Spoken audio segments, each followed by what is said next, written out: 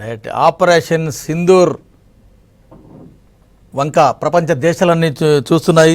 బాబురావు గారు ఉన్నారు. ఈ అంశాలు మనతో డిస్కస్ చేసేందుకు retired fire safety officer Indian air force వారు జూమ్లో జాయిన్ అయ్యారు. బాబురావు గారు గుడ్ మార్నింగ్.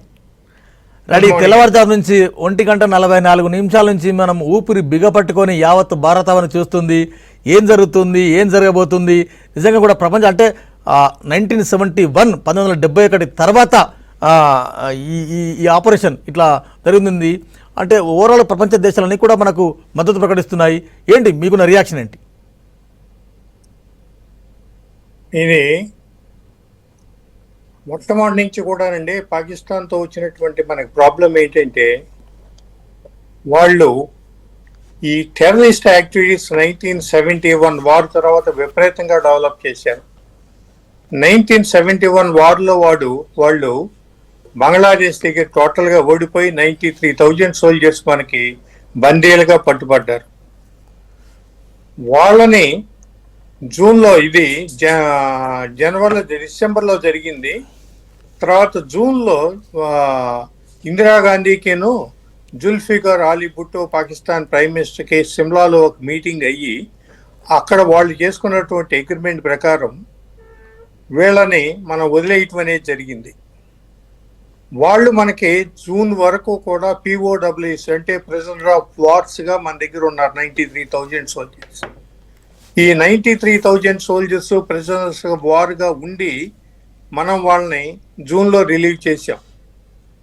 జనరల్గా ఏంటంటే ఇంటర్నేషనల్గా ఏ దేశంలోనైనా కానీ ఏ ఆర్మీలో పనిచేసేటువంటి డిఫెన్స్లో పనిచేసే వ్యక్తి శత్రు దేశానికి బందీగా దొరికితే మళ్ళీ వాళ్ళు ఆ ఆర్మీలోకి తీసుకోరు, వేరే జాబ్ ఏదో ఒకటి ఇస్తారు. ఆ ఉద్దేశంతో వీళ్ళు ఏం చేశారంటే 93,000 సోల్జర్స్ని ISI ఇంటర్నల్ సర్వీసెస్ ఇంటెలిజెన్స్ అని ఒక సంస్థను స్థాపించి దాంట్లోకి 93,000 మందిని తీసుకున్నారు. ఈ ISIలో జాయిన్ అయినటువంటి 93,000 మందికి ఒక మెయిన్ పని ఏమిటంటే భారతదేశం మీద కచ్చి తీర్చుకోవాలి, వాళ్ళు యాక్టివ్గా వారిలోకి రాలేరు, ఏం చేయాలని దాని మీద ఈ ISI ఏం చేసిందంటే ఇప్పుడు వాళ్ళు ప్లాన్ చేసి ఈ POKలో ఉన్నటువంటి బార్డర్ ఏరియాస్లో వాళ్ళు అక్కడ చాలా పూర్ పీపుల్ అనమాట, వాళ్ళకి ఫ్రీ ఎడ్యుకేషన్ అని చెప్పి మదర్సాస్ అని స్కూల్ స్టార్ట్ చేసి చిన్నపిల్లలందరినీ వాళ్ళని ఆ స్కూల్స్లో చేర్చుకుని ఆ స్కూల్లో వాళ్ళు నేర్పింది ఏంటంటే రిలీజియన్ నేర్పుతూ రిలీజియన్తో పాటు భారతదేశం మీద విపరీతమైనటువంటి ద్వేషాన్ని రెచ్చగొట్టారు. వాళ్ళు 4th year 5th year 6th year ఈ స్కూల్లో జాయిన్ అయిన వాళ్ళు ఒక 10-15 ఇయర్స్ అయ్యేసరికి యూత్గా తయారయ్యారు. అప్పట్లో వాళ్ళు ఏం చేశారంటే మెంటల్గా విపరీతమైనటువంటి భారతదేశం మీద ద్వేషంతో ఉన్నారు ఆ స్కూల్లో చదివినటువంటి దీని ప్రకారం. వాళ్ళలో కొంతమందిని ఈ టెర్రరిస్ట్గా వాళ్ళు సెలెక్ట్ చేసుకుని వాళ్ళని మన దేశం లోపలికి పంపించి ఈ టెర్రరిస్ట్ యాక్టివిటీస్ స్టార్ట్ చేయటం జరిగింది. అందువలన భారతదేశంలో అంతకుముందు ఎప్పుడూ కూడా టెర్రరిస్ట్ యాక్టివిటీ జరగల. ఫస్ట్ టెర్రరిస్ట్ యాక్టివిటీ భారతదేశంలో జరిగింది 1988లో. అంటే వాళ్ళు 72లో ఇది స్టార్ట్ చేసి 88 వరకు వాళ్ళకి ట్రైనింగ్స్ ఇచ్చి ఆ తర్వాత వాళ్ళని టెర్రరిస్టుల కింద మన దేశం మీద ఉపయోగిస్తాం మొదలుపెట్టారు. ఇలా నెమ్మదిగా ఈ అక్కడ ఉన్నటువంటి రిలీజియస్ ఆర్గనైజేషన్స్ మన మీద ద్వేషంతో వాళ్ళు కొన్ని సంస్థలను పెట్టి ఈ పిల్లల్ని తీసుకుని వాళ్ళకి ఎడ్యుకేషన్ పేరు మీద వాళ్ళకి ఎడ్యుకేషన్ ఇచ్చేస్తూ వాళ్ళని ఈ రకంగా తయారు చేసుకుని ఈ టెర్రరిస్ట్ యాక్టివిటీస్ విపరీతంగా పెంచారనమాట. ఇప్పుడు మనం ఆలోచించాల్సింది ఈ టెర్రరిస్ట్ యాక్టివిటీస్ మన దేశంలో తగ్గాలి అంటే ముందు మనం చేయాల్సింది ఈ ట్రైనింగ్ ఇచ్చేటువంటి ఈ సంస్థలని వీటిని నాశనం చేయటం అన్నది మెయిన్ ఇంపార్టెంట్ మనకి ఉన్న టార్గెట్. ఇలాగే మనకి 1990లో ఆ పుల్వామా అటాక్ ఒకటి జరిగితే దానికి మనం వెళ్ళి కొన్ని ఆర్గనైజేషన్స్ని నాశనం చేసి వచ్చాం. కానీ అది చాలా వాళ్ళు విపరీతంగా ఇంకా పెంచారు, ట్రైనింగ్ సెంటర్స్ ఇంకా పెట్టారు, ఇంకా ఎక్కువగా ట్రైన్ చేస్తున్నారు, ఇంకా ఎక్కువ టెర్రరిస్ట్ యాక్టివిటీస్ని పంపించడం మొదలుపెట్టారు. దీనికి రీజన్ ఏంటంటే 71 వార్లో వాడు ఓడిపోయిన తర్వాత జుల్ఫికార్ అలీ భుట్టో ఏం చెప్పాడంటే, మేము భారతదేశం మీద యుద్ధం ఓడిపోయామని మీరు అనుకోవద్దు, ఎట్టి పరిస్థితుల్లోనూ భారతదేశంతో మేము ఒక 100 సంవత్సరాలు యుద్ధం చేస్తాం అని చెప్పి ఆ రోజునే తను అన్నాడు. అలాగే అప్పటి నుంచి వీళ్ళు చేస్తున్నటువంటి పని ఏమిటంటే, ఈ టెర్రరిస్ట్ యాక్టివిటీస్ని మన మీదకి పంపిస్తాం, ఒక దెబ్బ కొడతాం మనని, ఆ దెబ్బ నుంచి మనం నెమ్మదిగా సిజ్ చేసుకుని దాన్ని మాన్పించుకుని వచ్చేసరికి మళ్ళీ కొద్ది రోజులకి మళ్ళీ ఇంకో దెబ్బ కొడతాం. ఇలా నెమ్మదిగా మన మీద దెబ్బలు కొట్టుకుంటూ ఇక్కడ కూడా మనకి టోటల్గా మన జనాల్లో ఈ టెర్రరిస్టులను విపరీతంగా పెంచి లోకల్గా కూడా తయారు చేసుకుని లోకల్ సపోర్ట్స్ తీసుకుని ఈ యాక్టివిటీస్ని బాగా పెంచడం అనేది జరిగింది. ఇది యాక్చువల్గా టెర్రరిజం ఇండియాలో స్టార్ట్ అయినటువంటి పద్ధతి. ఈ స్టార్ట్ అయిన పద్ధతికి దీనికి బెస్ట్ సొల్యూషన్ ఏంటంటే, ముందు ఈ టెర్రరిస్ట్ క్యాంపుల మీద వీటి మీద ట్రైనింగ్ ఇచ్చేటువంటి వాళ్ళందరినీ కూడా నాశనం చేయాల్సినటువంటి బాధ్యత మన మీద పడింది. దీనికి పాకిస్తాన్ గవర్నమెంట్ కూడా ఏం చేసిందంటే, వాళ్ళకి ఎంతసేపు కూడా పాకిస్తాన్ గవర్నమెంట్కి ఒక పాలసీ ఉండదు. అక్కడ పొలిటికల్ వాళ్ళు ఏదో ఉంటారు, కానీ అక్కడ ఉన్నటువంటి మిలిటరీ వచ్చేసి టోటల్గా వాళ్ళు భారతదేశం మీద ఏదో రకంగా యుద్ధం చేసి ఏదో ఒక రకంగా కచ్చి తీర్చుకుంటాం అనేది వాళ్ళు పొలిటికల్ మాట వాళ్ళు వినకుండా ఏదన్నా ఎమర్జెన్సీ వచ్చిందంటే ఆటోమేటిక్గా వాళ్ళు పవర్ టేకప్ చేసేసుకుని పొలిటికల్ వాళ్ళని కూడా కింద దొక్కేస్తున్నారు. ఆ రకంగా మిలిటరీ అక్కడ యాక్ట్ చేయటం మొదలుపెట్టింది. దానివల్ల మనకి ప్రాబ్లమ్స్ ఉన్న కొద్దీ పెరిగినాయి. ఈ టైంలో ఇవాళ మనం చేసినటువంటి ఈ టెర్రరిస్ట్ యాక్టివిటీస్ అనేది కరెక్ట్ స్టెప్ పడింది. ఇంతకుముందు మనం వేసి అన్ని తప్పటడుగులేను, కానీ ఇప్పుడు చాలా స్ట్రాంగ్గా ఈ యాక్టివిటీస్ని ఇచ్చేసుకుంటూ ఎక్కువగా ట్రైనింగ్ అయ్యేది ఈ పిఓకేలోనే, పాక్ ఆక్యుపైడ్ కాశ్మీర్లోనే ఈ ట్రైనింగ్ జరుగుతున్నాయి. యాక్చువల్గా that was the part of India, అది కాశ్మీర్ పార్ట్. ఆ కాశ్మీర్ మనకి ఇండియాలో జాయిన్ అయిపోయింది కాబట్టి అది మనకి చెందాల్సినటువంటి ప్లేస్ని వాళ్ళు ఆక్యుపై చేసుకుని వాళ్ళు ఇది చేస్తున్నారు. కాబట్టి ముందు మనం ఇది కంట్రోల్ చేసుకోవాలి అంటే ఈ పాక్ ఆక్యుపైడ్ కాశ్మీర్ని కంప్లీట్గా కంట్రోల్ మన కింద తెచ్చేసుకుని అక్కడ ఉన్నటువంటి సంస్థలన్నిటినీ నాశనం చేసేసి ఆ తర్వాత ఇక అప్పుడు మనం పాకిస్తాన్ సంగతి ఆలోచించాలి.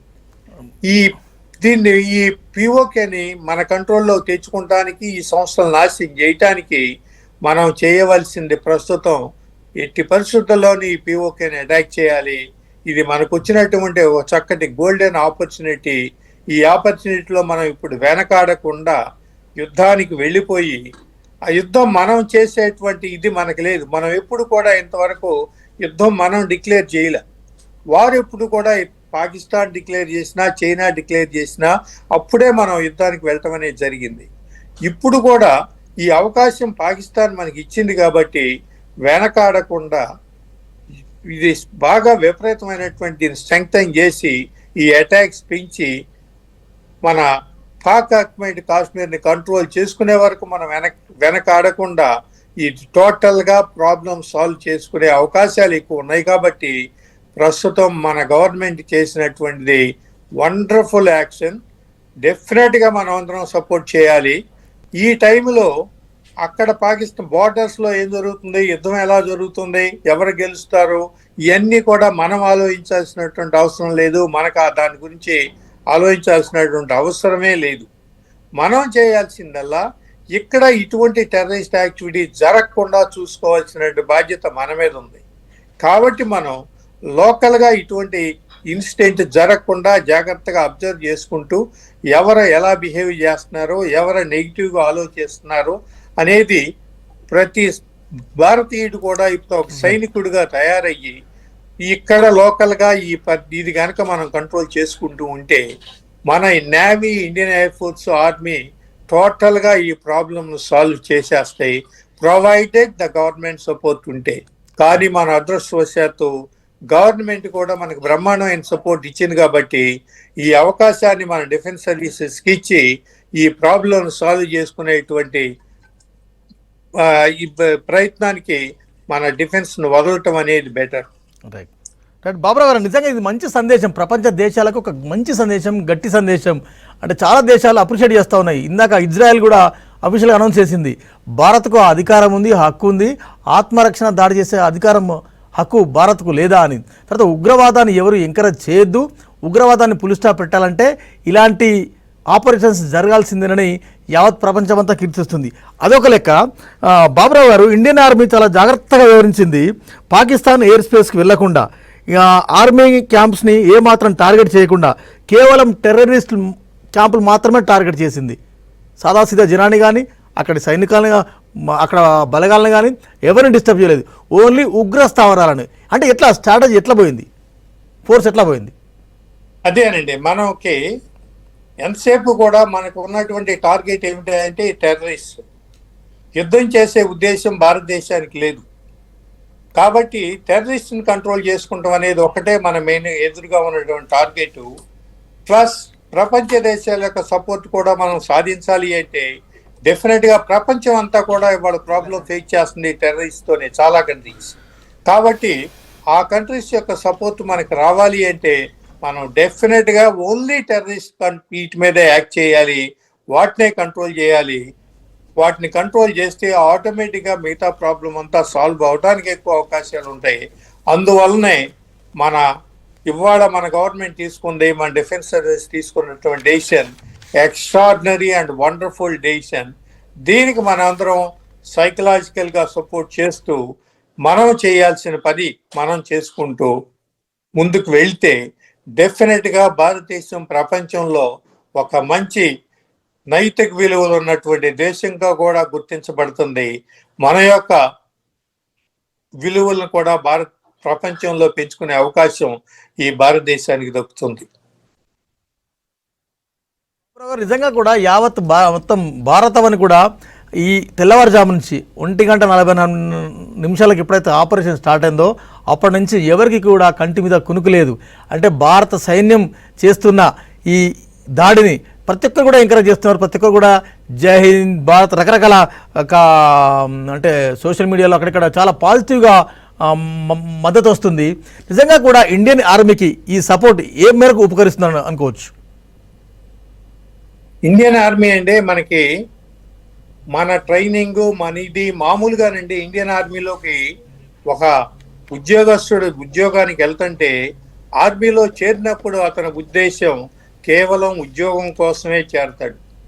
కానీ ఆర్మీలో ఇచ్చినటువంటి ట్రైనింగ్, అక్కడ ఉన్నటువంటి వాళ్ళు ఇచ్చేటువంటి మానసికంగా శారీరకంగా మనకి ఇచ్చేటువంటి ట్రైనింగ్తో ప్రతి వ్యక్తి కూడా ఒక 4 to 5 years అయ్యేసరికి తనలో వచ్చేటువంటి మార్పు ఏమిటాయంటే ఈ దేశం నాకేమిచ్చింది అని కాకుండా ఈ దేశానికి నేనేం చేయగలుగుతాను, నేనేం చేయాలి అన్న ఉద్దేశం టోటల్గా ప్రతి సైనికుడికి టర్న్ అయిపోతుంది.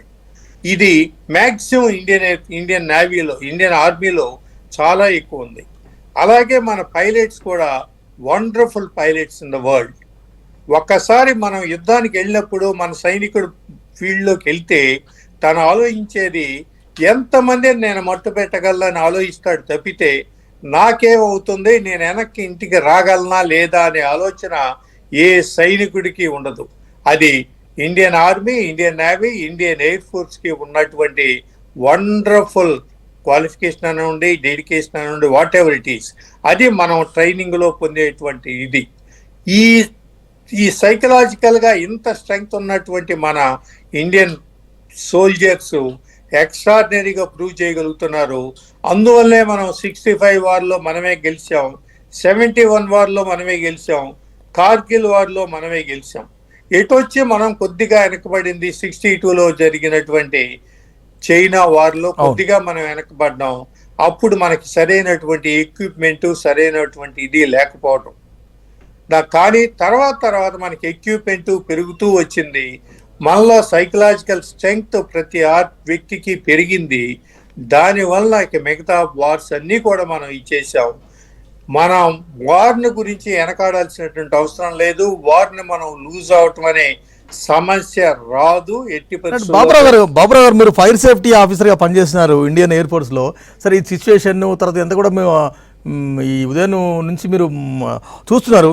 కానీ పాకిస్తాన్ ప్రధాని కానీ పాక్ సైన్యం కానీ ఒక ఎక్స్లో పోస్ట్ చేసినారు వాళ్ళు, మేము భారత్ సైన్యానికి మేము సరైన టైంలో సరైన ఆన్సర్ ఇస్తాము అని పదే పదే చెప్తున్నారు. అంటే ఏం చేస్తారు? సార్ వాళ్ళు చెప్పగలిగేది ఓన్లీ కబుర్లేనండి. 65లో కూడా ఇదే కబుర్లు చెప్పారండి. తర్వాత ప్రపంచ దేశాల దగ్గరికి వెళ్ళి రష్యా మీద పడి, ఆళ్ళ మీద పడి, వీళ్ళ మీద పడి, ఆళ్ళ కాళ్ళు పట్టుకుని బాబు సీజ్ ఫైర్ డిక్లేర్ చేయించండి, ఇక మా దగ్గర అయిపోయింది, మమ్మల్ని ఆక్యుపై చేసేస్తున్నారు అని చెప్పి బలవంతాన మన మీద ఫోర్స్ పెట్టి ఆ సీజ్ ఫైర్ డిక్లేర్ చేయించి యుద్ధం ఆపేయటం అనేది జరిగింది. 71లో కూడా అదే ఫోర్సు మన అమెరికా మీద పెట్టారు. అప్పుడు అమెరికా వాళ్ళు కూడా యుద్ధం ఆపమని మన మీద విపరీతమైన ప్రెజర్ పెడితే అప్పుడు మనం 80% యుద్ధం ఆపడానికి యాక్సెప్ట్ చేయలే. అప్పుడు అమెరికా ఏం చేసిందంటే మన మాట వినలేదని చెప్పి మన మీద కోపంతో వాళ్ళు 7th ఫ్లీట్ని కూడా యుద్ధంలోకి పంపించడం అనేది జరిగింది. కానీ అదృష్టవశాత్తు ఆ 7th ఫ్లీటు హిందూ మహాసముద్రంలోకి వచ్చేసరికి బంగ్లాదేశ్లో మనం ఆ వార్ కంప్లీట్ చేసేయటం, వాళ్ళని డిఫీట్ చేసేయటం, వాళ్ళు మనకి లొంగిపోవటం అనేది జరిగింది. అప్పుడు మనం ఆ వార్ని అప్పుడు మాత్రమే ఆపాం. కాబట్టి వాళ్ళు ఎన్ని కబుర్లు చెప్పినా ఏది చెప్పినా వాళ్ళు మాటల మనుషులు తప్పితే చేతలకి వాళ్ళ వల్ల ఏది కాదు. ఎక్కువగా మీరు ఇంతవరకు జరిగినటువంటి పాత యుద్ధాల్లో పారిపోయే సైన్యాన్ని నేను చూసింది ఓన్లీ పాకిస్తాన్ ఆర్మీలోనే. వెనక్కి వెళ్ళిపోయేది, పారిపోయేది జరిగింది. కార్గిల్ వార్లో విపరీతంగా వెనక్కి పరిగెత్తేశారు వాళ్ళు. బాబురావు గారు, ఈ టైంలో మీరు అంటే గత వారం 15 రోజుల నుంచి ప్రధాని నరేంద్ర మోడీ అధ్యక్షత క్యాబినెట్ మీటింగ్స్, తర్వాత ఆర్మీకి ఫ్రీ హ్యాండ్ ఇవ్వడం, మీరు మొత్తం యుద్ధానికి సన్నద్ధం కావడం, మొత్తం ప్రిపేర్ చేయడం, ఈ లైన్ ఆఫ్ యాక్షన్ ఎట్లా చూస్తారు మీరు? అంటే బలగాలకు ఫ్రీ హ్యాండ్ అనేది మనం ఇక్కడ జరిగింది ఏమిటంటే మన లీడర్స్ ఫాలో అయినటువంటి పద్ధతిలో అక్కడ సైకలాజికల్గా మనకున్నటువంటి మన సైన్యంలో ఉన్నటువంటి మానసిక బలాన్ని ఇంకా పెంచడం అనేది జరిగింది. రెండోది, ఈ ఫాలో అవుతున్న పద్ధతి ఎక్కువ దేశాల యొక్క సపోర్ట్ మనం సాధించుకుంటాం, వీళ్ళు తొందరపడతలేదు, వీళ్ళు చాలా జాగ్రత్తగా ఆలోచించుకుంటున్నారు అనేటువంటి మెసేజ్ బాగా స్ప్రెడ్ చేయగలిగాం మన ప్రపంచంలోకి. అందువల్ల ప్రపంచ దేశాలు కూడా, ఎక్కువ దేశాలు మనకు సపోర్ట్ కూడా వస్తున్నాయి. ఈ వార్స్ జరిగినప్పుడండి మనకున్నటువంటి స్ట్రెంగ్త్ ఎంత అనేది దానికంటే కూడా ఇతరులు ఎంతమంది మనకు సపోర్ట్ ఇస్తున్నారు అనేది కూడా మన మేజర్గా మనకి దాని మీద డిపెండ్ అవుతుందండి. మనం వార్ విన్ అవటం అనేది, ఆ రకమైనటువంటి సపోర్ట్ పొందటం కూడా మనకు అవసరం. ఆ సపోర్ట్ కూడా పొందటం అనేది జరిగింది. కరెక్ట్ పద్ధతుల్లో మనం గవర్నమెంట్ ఫాలో అయ్యింది. మన డిఫెన్స్ సర్వీసెస్ వండర్ఫుల్ సిస్టమేటిక్గా డెసిషన్స్ తీసుకున్నారు. ఇంతకు ముందు సాధించిన విజయం, వారు అయిన తర్వాత మనం విజయాన్ని సాధించాం. కానీ ఈసారి వారికి ముందే వీళ్ళే విజేతలు అని ప్రపంచమే డిక్లేర్ చేయగలిగేటువంటి స్టేజ్కి మనం వెళ్ళాం.